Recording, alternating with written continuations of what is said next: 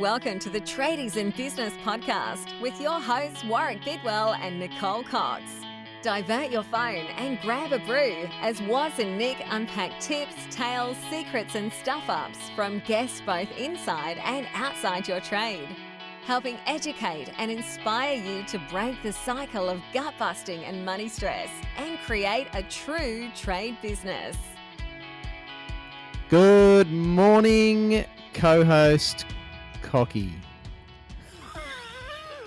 I'm just going to sit here silently until you start calling calling me Nicole, Nick, or Coxie with an X, not cocky like a bird. Because now our followers are calling me Cocky.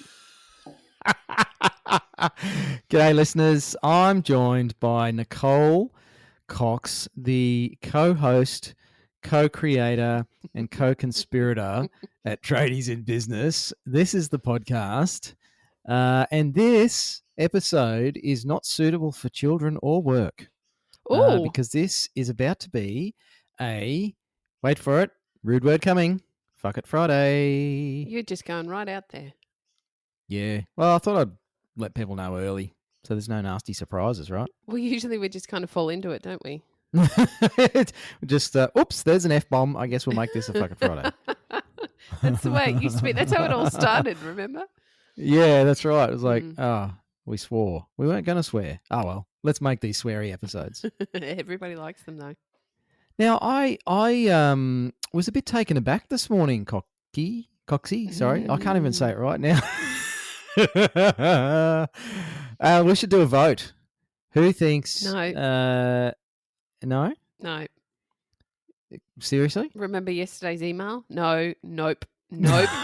I got that. I thought, P. E. Nope. That looks really serious from Coxie, and I wonder if she actually means it. Don't call me cocky. I really do. You're only being this cheeky because you're so far away. Because you're not sitting next to me where I can thump you on. Hit me or give me daggers with your eyes because we're not even doing this on video anymore. We're using a super cool remote podcasting service thingy that gives us good quality audio, despite the fact that I'm all the way down the bottom of the globe here. Not quite. But down on the small island of Australia. Yeah, it's pretty cool down here. 10 degrees and windy this morning. Oh, no, we're beautiful. We're heading up to 34 today in Ipswich. 34. If we add our minimum and our maximum together, we might get close to 34. It's a bit fresh today in Taswegia. Are you finding that the houses are built for the freshness, though? Like when you go to New Zealand or Europe, you don't feel cold inside because the houses are really weatherproof. Whereas here in my Queenslander, when it gets cold, it's flipping cold. The new houses down here are, they're double glazed. They've got thick walls and all sorts of insulation. Mm-hmm. The house that we're living in, not so much. It's old. It was built in the 50s or 60s or something. So it's got the thick walls going on, which is nice. But to be honest, even though we got really high ceilings, it's an old, 1950s farm cottage. Mm-hmm. It's surprisingly warm. Good. You step outside, it's like, ooh, it's cold outside, but it probably helps that I've got the fire going. Which will not go out in between now and Christmas, really. No, well, there's a lot of people down here apparently try and wait, or they wait until May before they light the first fire. I think partly because it costs a bloody fortune to buy firewood. Yeah, it's expensive. But we're cutting and splitting our own, as is the way of a blue-collar at heart man. So yes, was on the chainsaw late yesterday afternoon just for a bit of post-online digital business therapy. I water my grass and you get on a chainsaw. Yeah. So anyway, we're not here to talk about firewood and shit like that. Thanks for joining us, listeners. And today's not really a daily tradie Rona cast either. No, it's a bit of a, I don't know, what are we even ranting about? Well, I said to you at the top of this before I hit record, it's not so much a rant from me as a whinge. I want to have a whinge. Okay. Because you never ever do that on a daily podcast. Ooh, ouch. It is Friday. It is cocky. So, so I want to have a whinge about. We should have a fucking Friday about nicknames. We should. But I want to have a whinge about COVID. Yeah, well, you and the rest of the country or the world. Yeah, exactly. And apart from the fact that I think a lot of people are maybe a bit bored with it. Do you know what? I'm so fucking sick of businesses using it as an excuse for shitty service. There you go. He's thrown it out there, down into the gauntlet. Let's see how we go with this one. Well, seriously though, I mean, yes, we're all operating under pressure and stress, and we've all got restrictions of varying degrees, and dare I say, we're all in this together, which is fine if you live in the northern beaches of somewhere affluent and you have plenty of money and it hasn't affected you because whatever, because money, bitches. But but I'm starting to get a bit tired of what would normally be considered just crappy customer service or shitty, inefficient business practices, and we just trot out the big fat COVID excuse.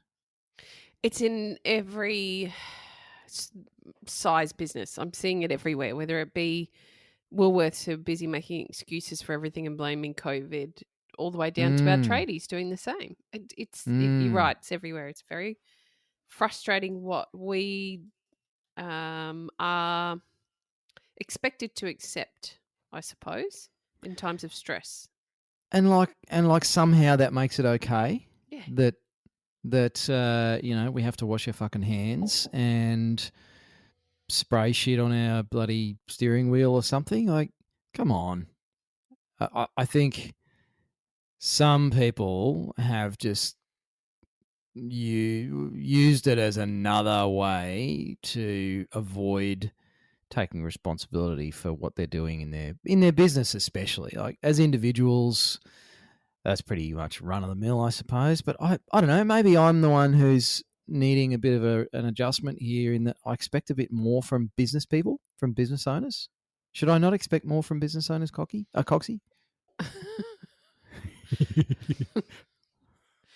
Every time you call me that, I'm not going to answer your question. I'm just going to give you the heads up now. Hey, no, Coxie. I think yes, I agree. Should I expect more? You should. Absolutely should. You're a business owner for a reason, are you not? And part of being a successful business owner is having the gumption to accept stuff that none of us really particularly want to accept, make decisions around that, and get on with it instead of just making excuses and whinging and bitching and moaning like we're doing now. That was why I started the podcast nearly 6 years ago. It was just so I could bitch and moan about stuff on air. Everybody's got to listen. No, but yeah. I do absolutely agree with you. I feel like, well, we talked about this earlier this week to some extent, where we were talking about lots of people complaining about not having enough time, about this being such a busy time. And look, I'm not taking anything away from the fact that we've all got kids home. We're trying to work with kids, and many of our tradie wives are working in essential services, so they're still trying to do that on top of everything else. I get those things, but I feel like it's a ready-made excuse. I'm too busy. This COVID stuff has me too stressed and too busy to think differently or to look at making change. I'm too busy. Yep. So I'm too busy. Yeah, I think that's very similar. We did touch on that earlier this week. Whereas now is a great time to actually step up and, I don't know, you don't have to necessarily work harder, but maybe we need to just stop making the excuses, understand that this is going to be the way forward for a period of time. Who knows how long that period of time is? So let's forget about what may or may not happen in the future. Let's just think about how we can deal with stuff today. Yeah. Like, I think initially, through that sort of shock period, it's going to be oh my gosh, COVID, can't cope, just trying to get on top of all this, kids at home, blah blah. But it's been around for more than a month now. Yeah.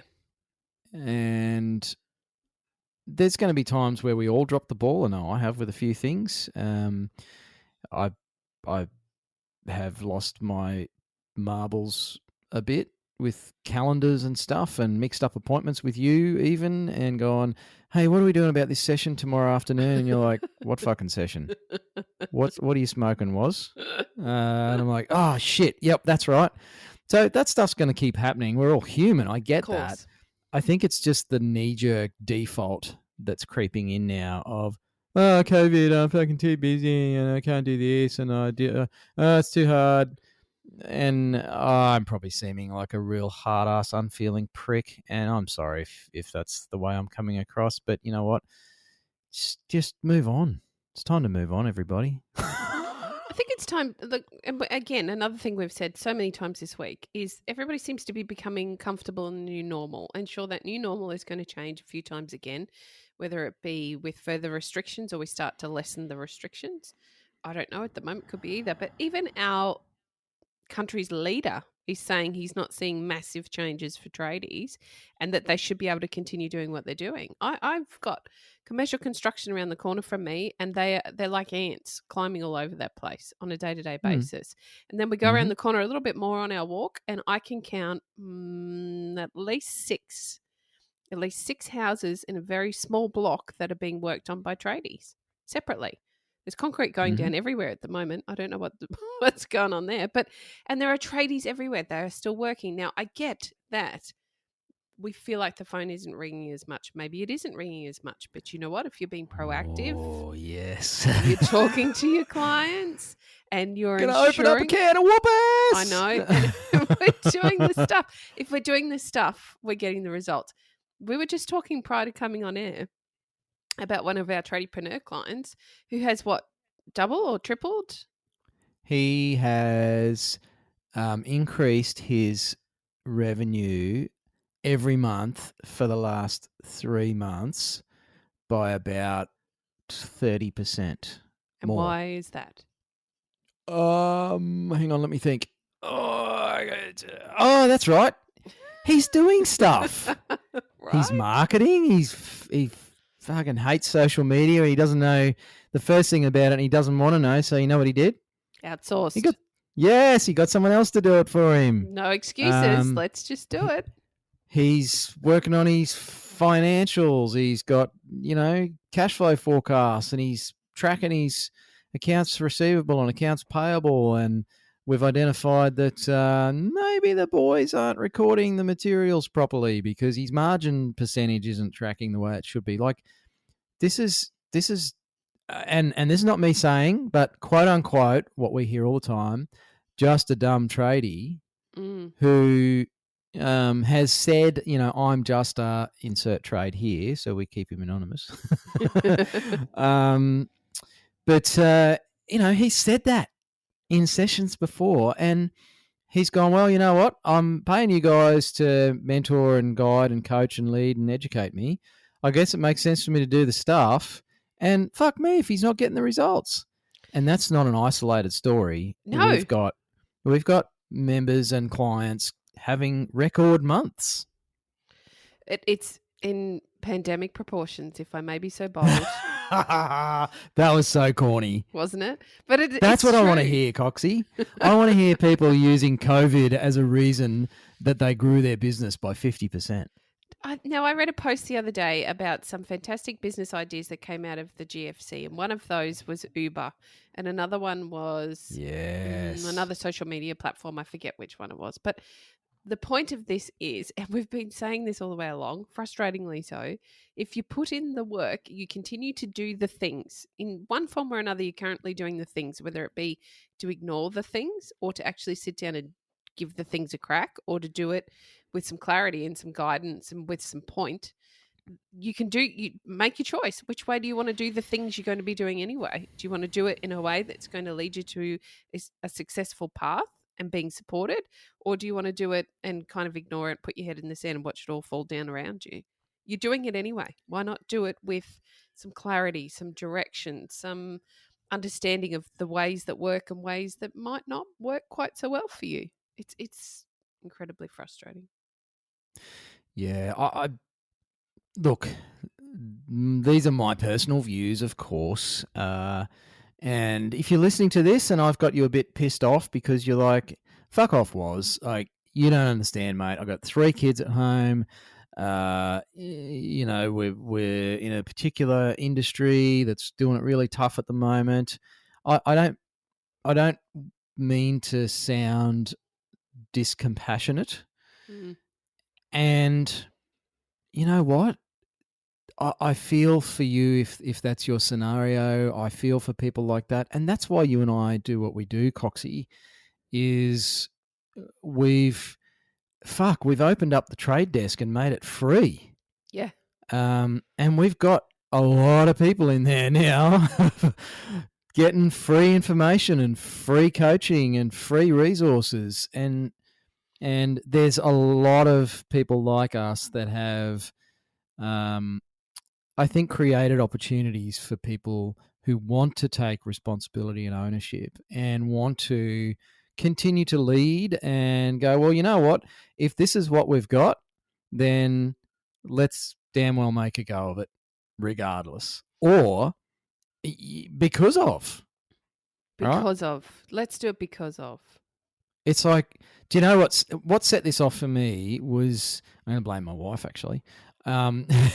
The postie comes really early where we are because we're out in a rural area and it's like a postal outreach. There's not even a post office within sort of 20, 30 minutes of us.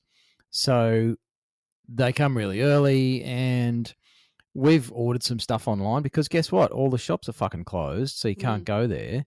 So to get anything, you have to order it online. We can't even buy coffee beans, for goodness sakes, because they've all closed. But those smart businesses, they're doing online orders, right? And they're even doing a 15% discount for the inconvenience of having to order online, which to me just doesn't make sense. It's like, it's more inconvenient for me to drive half an hour into the city to go buy coffee beans, of course, than it is to sit in the, comfort of my warm lounge room in front of the crackling fireplace and pick the beans that I want delivered to my house. Paid for express postage, not delivered. So frustrating. Post. Because guess what Australia Post are doing? Blaming COVID. COVID, we're fucking busy. It's like, come on, gang. It's only really? 5 minutes ago they were whinging that they're going to go out of business. Australia Post, I can't cope. I know. Right? I know. Here's this, the whole industry's been revolutionised for you. It's landed at your footsteps. Somebody just killed a pig and delivered it to your fucking house. Absolutely. And now it's an excuse for shit performance. Do you know, if I were to get ranty on a similar vein, I'm seeing all these posts. I found a rant with Coxie.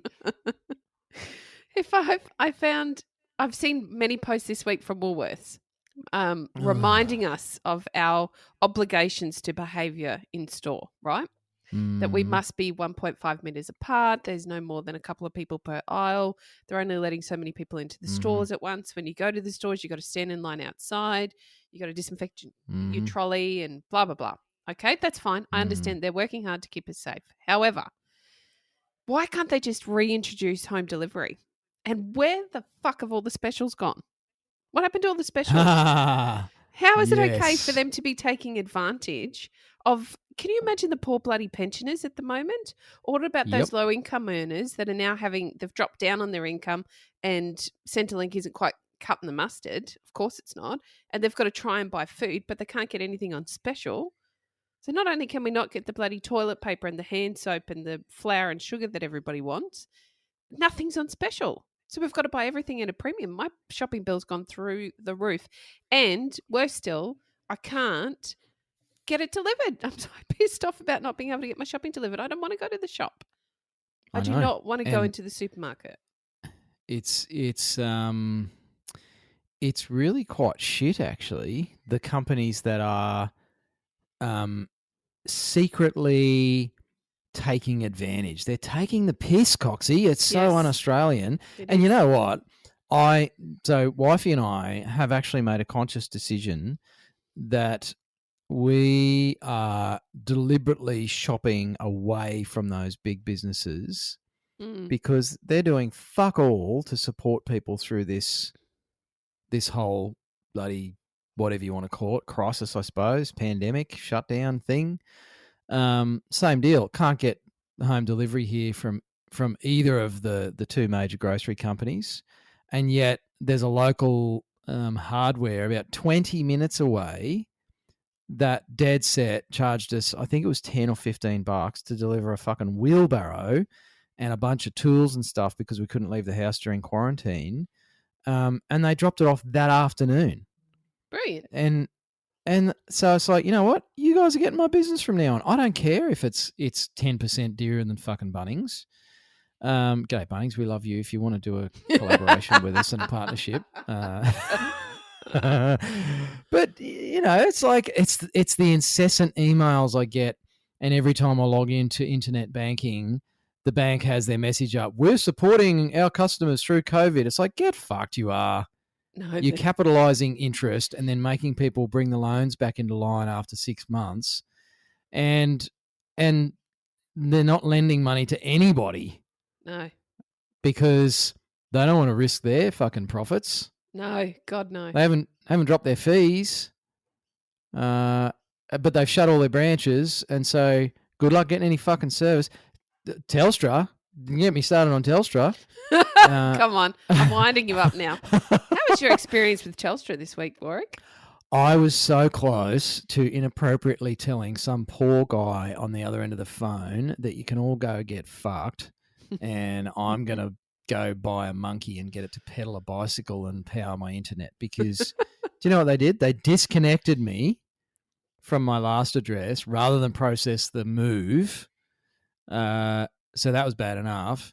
And then basically, because none of their workforce exists in call centers anymore, they pretty much said, well, you'll just have to sign up as a new customer.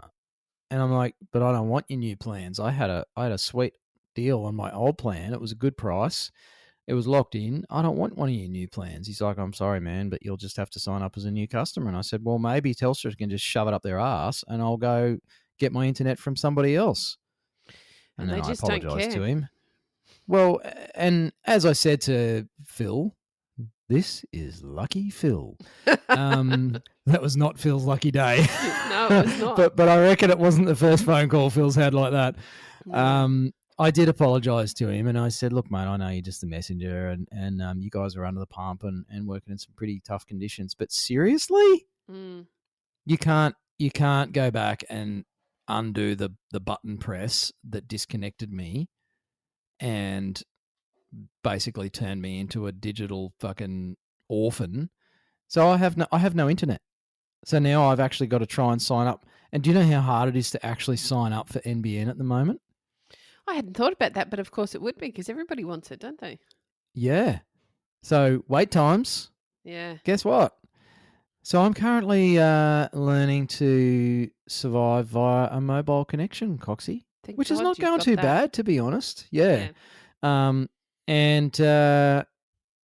anyway, the point is, listeners, just be careful that you don't start using COVID as an excuse. Don't be like the big companies that have stopped all of their specials and everything else. Like, why aren't they running specials on things that aren't restricted? Oh my gosh, don't get me started on restrictions. That's even more ridiculous. Actually, okay, I'm going to do this. it.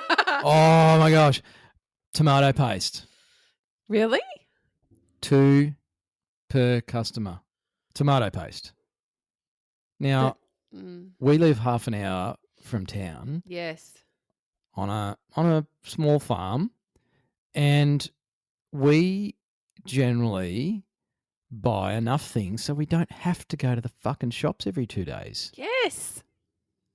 But we get penalised because, stockpiling, you can only buy 2 tomato paste tubs. Like, I had to bite my tongue so hard with the lovely lady on the checkout because, standing behind the sneeze glass fucking barrier thing.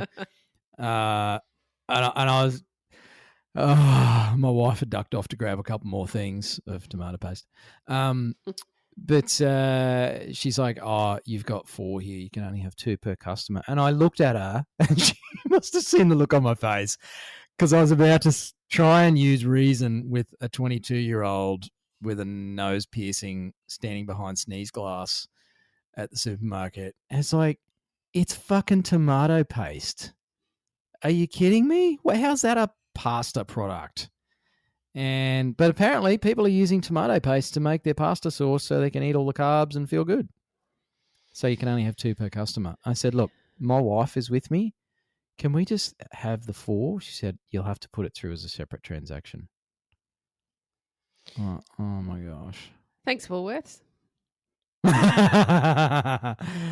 So, needless to say, we found some fantastic regional IGAs that are family-owned franchises. And you know what? They actually still use that stuff in your cranial space in between your ears. I think we used to call it a brain. They have people that use that thing. And they go, oh, there's 2 of you. It's tomato paste. Yeah, 4's fine, guys. I'm so sick of it. Could you tell? I think we're all sick of it. Are you sick of it, listeners? Tell us your stories. Tell us your dumb fucking stories about ridiculous stockpiling rules and gas bottles. I have a list so long. So here we go, Coxie. This is the end of my rant, right? I should have set this context at the start of the episode because people are probably listening to this going, you need to take a fucking chill pill, dude. Go back to your paddock, mate. But Spawley would agree with me, I'm sure. So when you move interstate, it's a reasonable undertaking. And then when you move across Bass Strait to Tasmania, there's a whole bunch of shit you're not allowed to bring with you, like pot plants. They all have to go. You can't bring any flammable materials in your stuff. So, I'm a bloke. I have a shed. I've got terps and kero and metho and shellite and spray cans of bloody, WD-40 and all that. Can't bring them. Flammable. You can't carry that stuff on the ship. Not even in your shipping container of possessions, right? Mm. Gas bottles. Can't bring gas bottles. Now, I have a collection of gas bottles like every good tradie. I have 2 barbecues, therefore I need 5 gas bottles. Yes. So, and I've got a camper trailer and, so you can't bring the bloody gas bottles. But fortunately, the very large hardware chain in Australia does the swap and go thing. And so, you drop off your gas bottles, most of which were fucking full, but you get the tag and then you pay to pick up another full one at this end once you cross Bass Strait, right? Mm-hmm. Well, guess what? There's a limit of 1 gas bottle per customer. People must be stockpiling bloody gas bottles now as well. Can you not just you go in and then Amy go in? Well, fortunately, I must have been smiling the right way that day because the young bloke said, mate, that's okay. He said, that's a bit different. It's not like you're a customer coming in from locally here trying to get 3 gas bottles. No. I was like, thanks, buddy. James, if you're listening, James from Bunnings, North Launceston, bloody legend. He used his brain. There you go. He found his brain. He gave it a press and it turned on. The problem with some of those bigger establishments is if they're taking the brain away from their checkout operators in that you cannot actually physically scan the 3rd item. Yeah.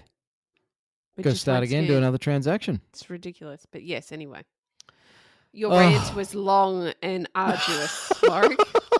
You're welcome, Coxie. And listeners, there's my gift to you on a Friday. I don't feel any better. You don't? But no.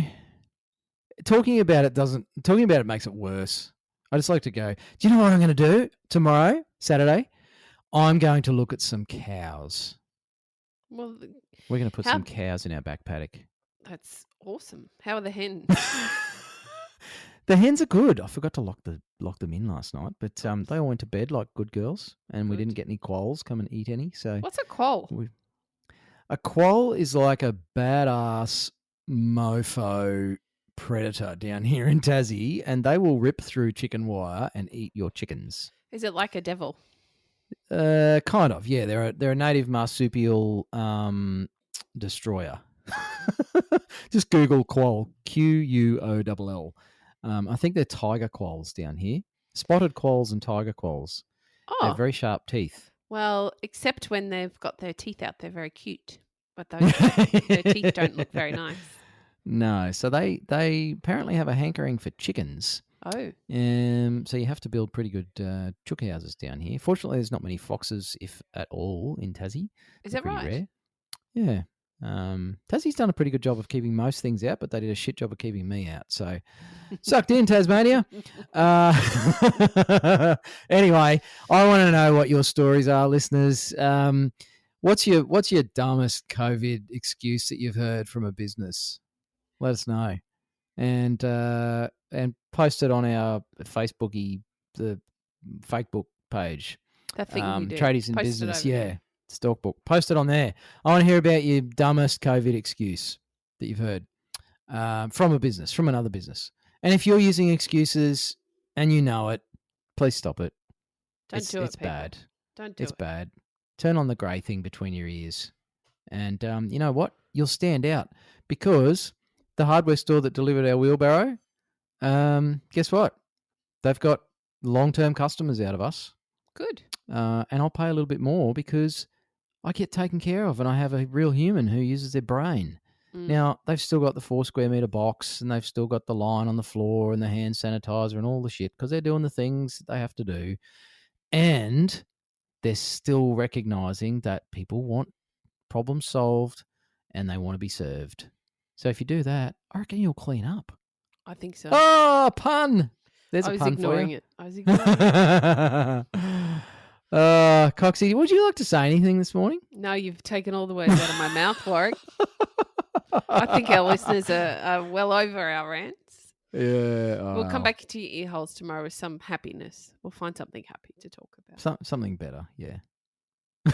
Something. Thanks for tuning in. Stay away from the shitty excuses. And there's a fucking Friday for you. Oh, and give us a iTunes review. Actually, today's probably a bad day to ask for an iTunes review. It'll be 1 stars. Sucks. Yes. But no, give us a review. Help us get found by other people. Remember what it was like when you found the podcast and you thought, whatever you thought, something good. It's good. They're still here. Help other tradies do the same. Yes, please. Tradie business owners, tradies in general, even if they're employees or subbies, help other tradies find us. Give us a review on iTunes, please. And I have promised to read them out word for word. We I'll should have to go and check again. if we've... Yes. Hmm. Maybe We'll, have one for Saturday. Tune in for tomorrow. We'll Okay. read out any reviews we've got. Happy Friday, and we look forward to seeing all you trade deskers for a beer this afternoon at 4:30. Oh, yeah. Love you, Looking forward guts. to it. Bye. You've been listening to the Tradies in Business podcast with Warwick Bidwell and Nicole Cox. Find out more about today's guest, tools for your trade business, and other cool stuff at tradiesinbusiness.com.au.